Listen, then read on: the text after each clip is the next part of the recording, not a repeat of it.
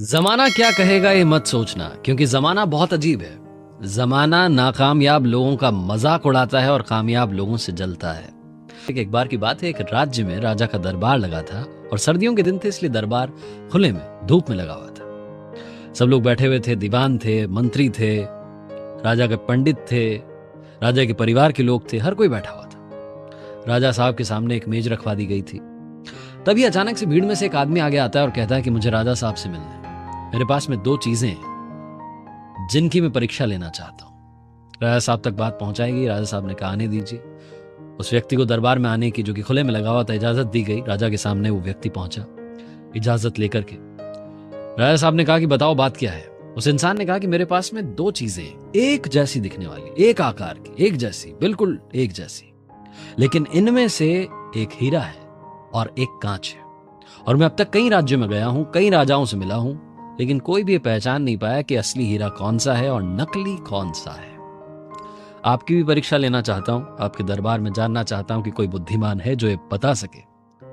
और अगर आपके राज्य में किसी ने बता दिया तो यह हीरा आपके राज्य के खजाने में जमा करवा दूंगा, और नहीं बताया तो इस हीरे का जो कीमत है, इस हीरे की जो कीमत है, वो आपको मुझे देनी होगी। बस ऐसे ही मैं जीतता चला आ रहा हूं। राजा साहब ने कहा कि ठीक है साहब, लाया जाए। राजा साहब की जो मेज रखी थी सामने, उस पर इन दोनों चीजों को रखा गया। एक हीरा था, दूसरा नकली हीरा था। राजा साहब ने कहा अपने दीवानों से, मंत्रियों से, सब लोगों से कहा एक एक करके आइए और बताइए।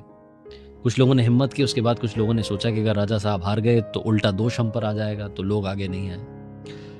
राजा साहब को भी समझ में नहीं आ रहा था कि यहां तो हार उनकी होती जा रही है। तभी भीड़ में से एक अंधे बाबा बाहर निकल करके आए और उन्होंने कहा कि राजा साहब से मुझे मिलने दिया जाए, मैं एक बार कोशिश करना चाहता हूं। राजा साहब तक बात पहुंचाई गई कि एक अंधे बाबा हैं, वो आना चाहते हैं, वो भी एक बार कोशिश करना चाहते हैं।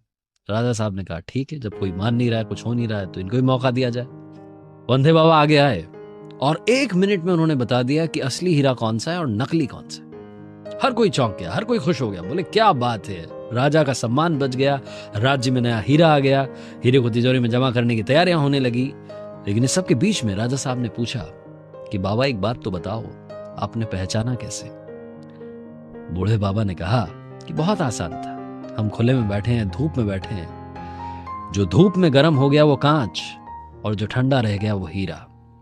इस कहानी से हमें सीखने को ये मिलता है कि जिंदगी में हम कई बार छोटी छोटी बातों पर गुस्सा करते हैं, नाराज होते हैं, अपनों से नाराज होते हैं, और हमारी जिंदगी में दोस्त कम होते चले जाते हैं, अपने कम होते चले जाते हैं, रूठते चले जाते हैं। जिसने जिंदगी में आपा नहीं खोया, जो विपरीत परिस्थितियों में भी टिका रहा, ठंडा रहा, वही जीतता है, वही सिकंदर कहलाता है।